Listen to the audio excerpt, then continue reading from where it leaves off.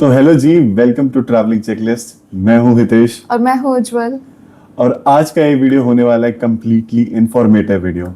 अगर आप upcoming days में जापान का ट्रिप प्लान कर रहे हैं तो इस वीडियो को पूरा एंड तक जरूर देखना, क्योंकि ये सॉर्ट ऑफ आपके लिए होने वाली है जस्ट लाइक अ चेकलिस्ट, जिसे आप रेडी टू यूज करें और उसके बाद जापान ट्रैवल कर लें। इस वीडियो में हम आपको बताएंगे अपनी जापान ट्रिप की सारी डिटेल्स, जिसमें इंक्लूड होगा visa, flights, accommodation, what to do and what not to do and overall budget. इसके साथ ही हम देने वाले हैं मस्त बोनस से टिप्स एंड में, ताकि आपको पता रहे क्या क्या एप्लीकेशंस आपको यूज करनी है, एंड अगेन हमने कितना पैसा लगाया, कितना बजट था हमारा, वो सब डिटेल्स आपके साथ शेयर करेंगे। तो चलिए स्टार्ट करते हैं। First thing, which is the planning thing.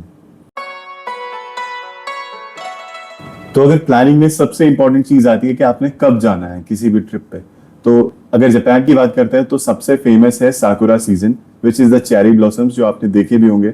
तो ज्यादातर लोग प्रेफर करते हैं क्योंकि उस टाइम पे जापान बहुत सुंदर होता है, तो ज्यादातर लोग प्रेफर करते हैं कि हम उसी टाइम ट्रैवल करें।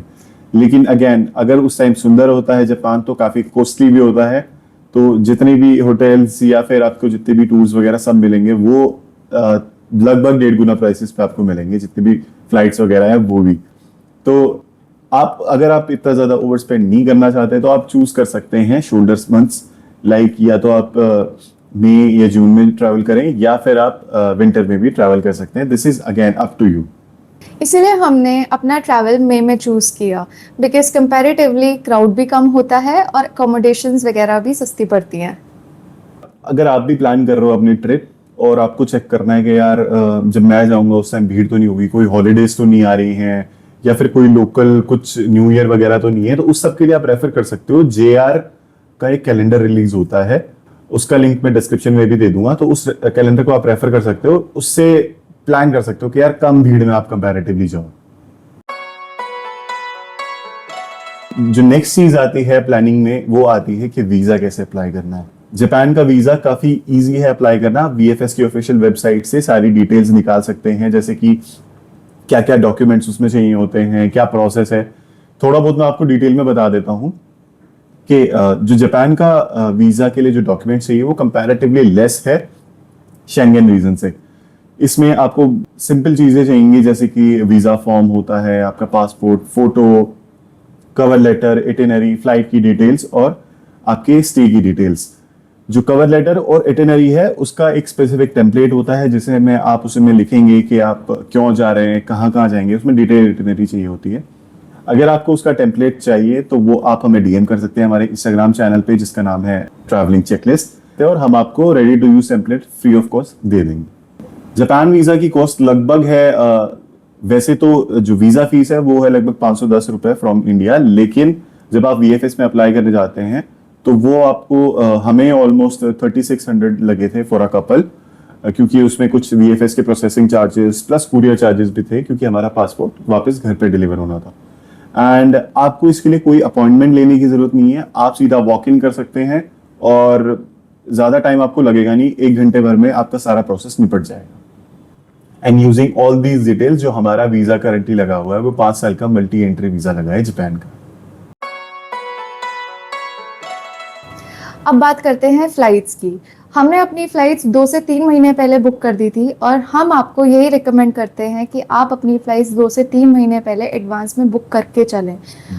We flew with Vietnam Airlines and it costed us around 42,000 per person for round trip. अब बात आती है अकोमोडेशन की। जापान में अगर आपको अकोमोडेशन चाहिए तो आपके पास दो ऑप्शंस है, आप होटल्स में रुक सकते हैं या एयरबीएनबी में रुक सकते हैं, या फिर कुछ लोग हॉस्टल भी प्रेफर करते हैं जो अकेले ट्रैवल करते हैं।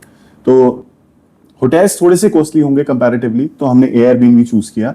और हमें एयरबीएनबी हमने 2 जगह लिया, एक तो टोक्यो में और ओसाका में, क्योंकि यही दोनों हमारे बेसिस थे। और एयरबीएनबी हमें ऑन एन एवरेज 4 to 5,000 पर नाइट के हिसाब से मिला। हम लोग ने लगभग 10 से 12 रात रुके हैं जापान में। और अगर आप देखना चाहते हैं कि हमारे एयरबीएनबीज कैसे थे, तो जो हमारी जापान सीरीज है उसमें हमने एयरबीएनबीज का भी टूर दिया है, एंड जो एयरबीएनबीज के लिंक है वो भी नीचे डिस्क्रिप्शन में मैं डाल दूंगा, आप उसको चेकआउट कर सकते हैं। अब बात करते हैं हम अपनी इटिनरी की। हमने अपना जापान का ट्रिप ऑलमोस्ट 10 डेज के लिए प्लान किया था, जिसमें से हमने 3 नाइट्स टोक्यो को दिए थे एंड 7 नाइट्स हमने ओसाका को दिए थे। और इस बीच हमने बहुत सारी डे ट्रिप्स भी करी थी। टोक्यो को घूमने के बाद हमने ओसाका को अपना बेस बनाया था, तो ये और फिर वहां से जितनी भी डे ट्रिप्स हमने करी थी, क्योटो या नारा, हिरोशिमा, अमानो हाशिदाते, वो सब ट्रिप्स हमने ओसाका को बेस बना के करी थी। ये चॉइस आप पे डिपेंड करती है। अगर आप क्योटो को भी अपना बेस बना सकते हैं, हमने ओसाका को बेस बनाया क्योंकि हमें लगा कि वो ज्यादा एक्सेसिबल है एंड अगेन वो थोड़ा ज्यादा लाइवली था एज कम्पेयर टू क्योटो। अब जब जापान जाने की बारी आती है तो एक क्वेश्चन सबके मन में आता है कि यार कि जेआर पास क्या होता है और कौन सा जेआर पास यूज करना है। तो जेआर पास, सबसे पहले मैं आपको बेसिक इंफॉर्मेशन अगर दे दूं तो JR pass is the Japan rail pass. तो ये सॉर्ट ऑफ एक पास है जिसमें आप एक टाइम पेमेंट कर देते हैं एंड देन उसको यूज करके आप जापान रेलवेज की बहुत सारी चीजें, जैसे कि उनकी ट्रेन्स, कुछ बसेस भी होती हैं, फेरीज, उन सब में आप ट्रेवल कर सकते हैं। Mostly it's used for rails. इसमें भी अब बिल्कुल ऐसा नहीं होता कि मतलब तुमने जापान जेआर पास ले लिया और बिल्कुल ही मैं मुफ्त में घूमूंगा, लेकिन हाँ ये होता है कि कुछ स्पेसिफिक ट्रेन में आपको घूमना होता है। हो सकता है वो स्पेसिफिक ट्रेन आपसे थोड़ा दूर हो, जहां पे आप रहते हैं उससे थोड़ा दूर हो, लेकिन आप उन्हीं स्पेसिफिक ट्रेन में आप घूम सकते हैं, लेकिन मोस्ट ऑफ द ट्रेन उसमें इंक्लूडेड रहती है। अब जेआर पास कौन सा लेना है कौन सा नहीं लेना, तो ये डिपेंड करता है आपकी इटिनरी पे। हमारा क्या था कि हम टोक्यो से ओसाका जा रहे थे और ओसाका से हमें फ्लाई बैक करना था। टोक्यो से ओसाका हमने शिनकानसेन बुक कर ली थी एंड वहां से फिर हमने आगे जेआर पास यूज किया। तो जेआर पास वैसे तो दो मेजर तरह के होते हैं। एक होता है full JR pass which is applicable to all the areas in Japan. उसे आप यूज करके अक्रॉस जापान कहीं भी आप यूज कर सकते हो। तो ये आपको 7 डेज, 14 डेज, 21 डेज ऐसे करके मिलता है and 7 days would cost you around 50,000 येन, जो कि थोड़ा सा महंगा है, मतलब मुझे ऐसा लगा। एंड दूसरे पासेस होते हैं रीजनल पासेस, विच इज कि वो एक स्पेसिफिक एरिया में आप वो वाली ट्रेन ले सकते हो। उस एरिया के बाहर अगर जाते हो तो आपको पे करना पड़ेगा।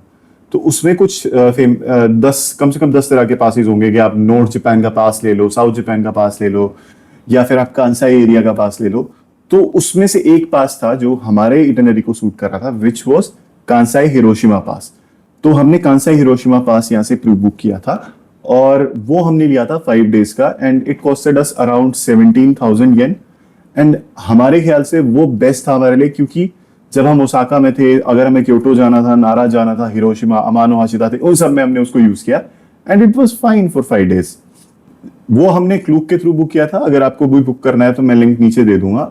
एंड क्लूक से बुक करने का हमें फायदा ये मिला था क्योंकि जेआर पास को बुक करने के साथ साथ हमें ई सिम भी मिल गया था उसके साथ फ्री, जो कि ई सिम हमारे लिए इनफ था और हम दोनों ने वही यूज किया जब हम जापान में थे। एंड अगर आपको लोकल भी ट्रैवल करना है तो बेस्ट रहेगा आप सुइका कार्ड ले लो। एयरपोर्ट से ही आपको 28 days का सुइका मिल जाता है, which is an IC card, जिसे आप रिचार्ज कराते रहते हैं। आईसी कार्ड को रिचार्ज कराने की मशीन आपको हर एक मेट्रो स्टेशन, हर एक ट्रेन स्टेशन पे मिल जाती है। उसे आप यूज करके लोकली ट्रैवल करते रहो जहां पे भी जाना है आपने। और अगर आपको कुछ डे ट्रिप्स वगैरह प्लान करनी है, उसके लिए थोड़ा सा आपको प्लानिंग चाहिए। जैसे अगर आपको माउंट फूजी जाना है, कावागुची को जाना है फ्रॉम टोक्यो, तो उसके लिए बस वगैरह बुक करानी होगी। उसके लिए डिटेल्स के लिए आप हमारा माउंट फूजी वाला वीडियो चेकआउट कर सकते हैं, उसमें हमने पूरी डिटेल बताई हुई है। एंड ऑल्सो डिस्क्रिप्शन में भी मैं लिंक डाल दूंगा अगर आप भूलेंगे तो।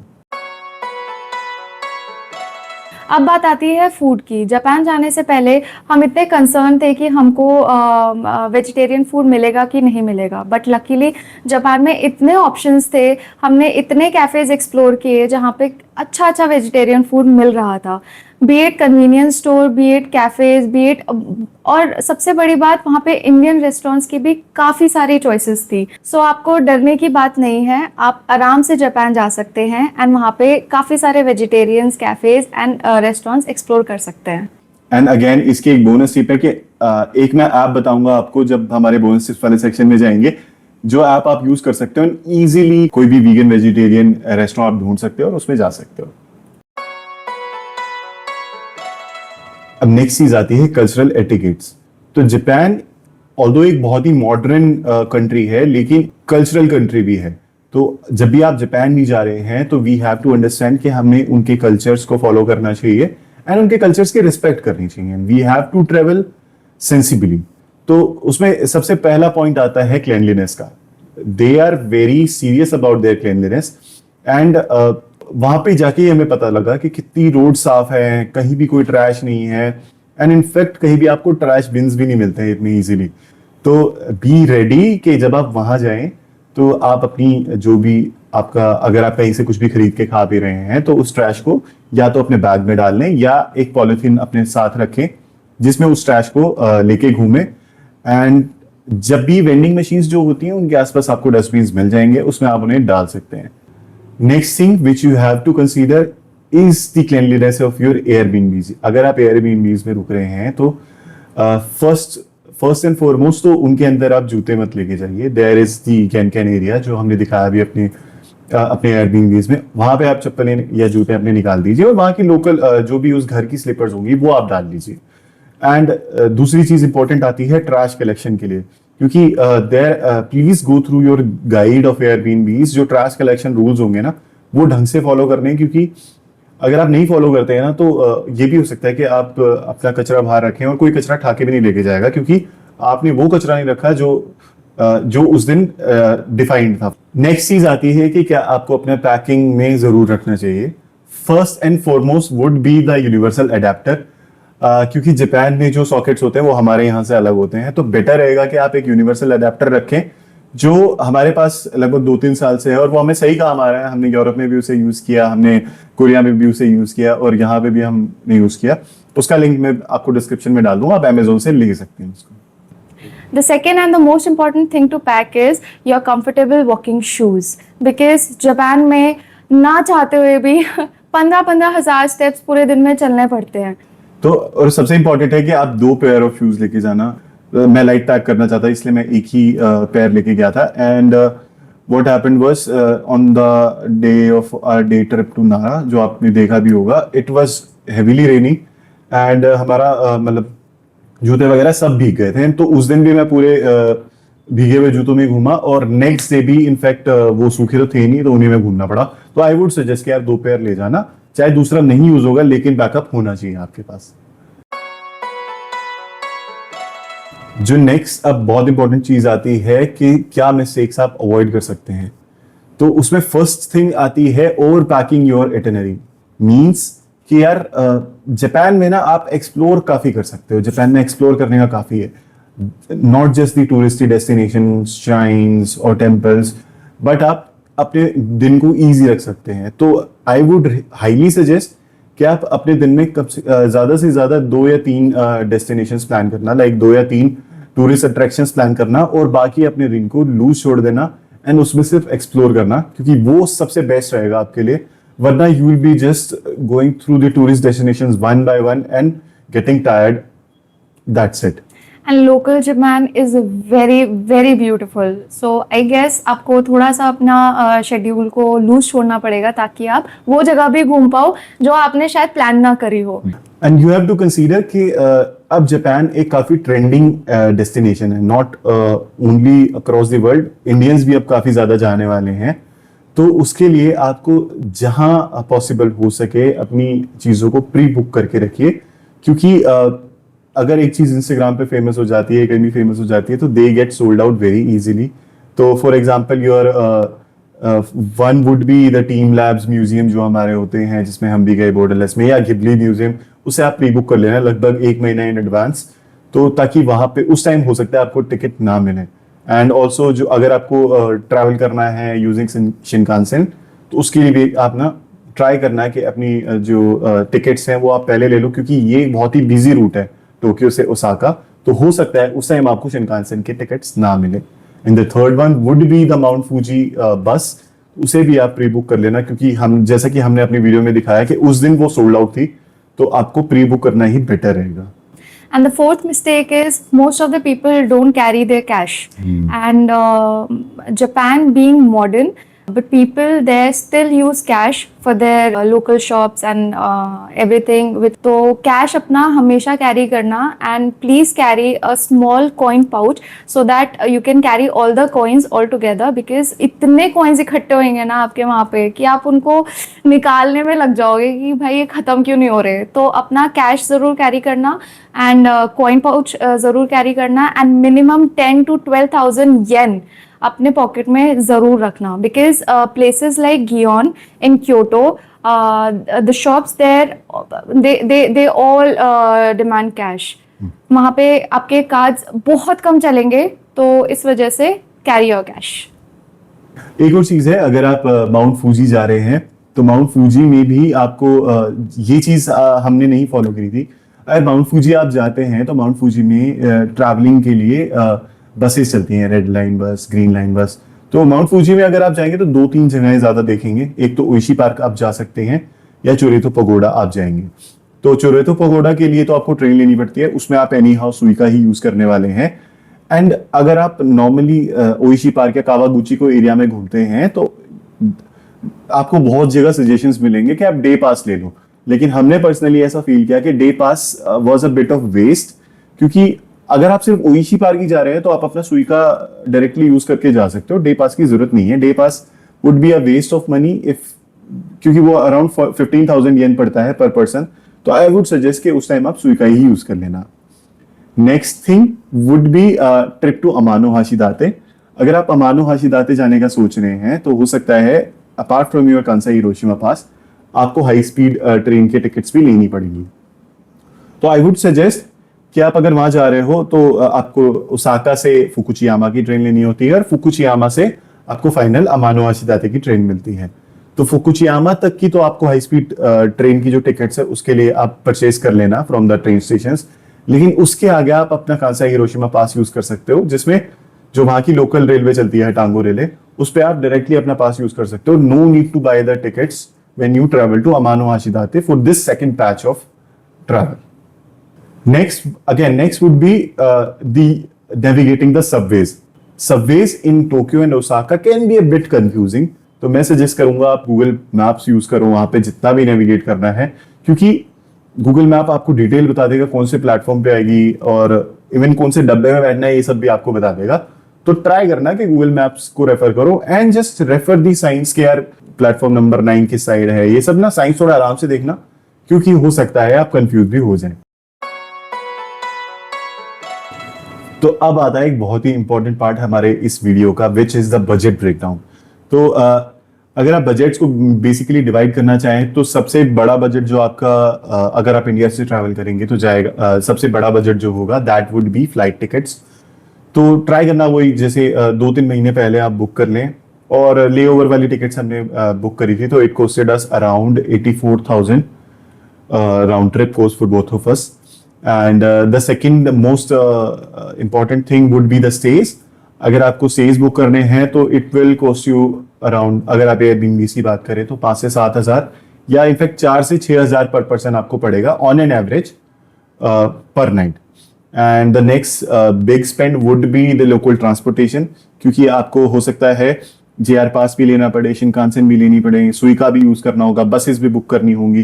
तो JR pass costed us around 17,000 yen, which converts to almost 10,000 rupees.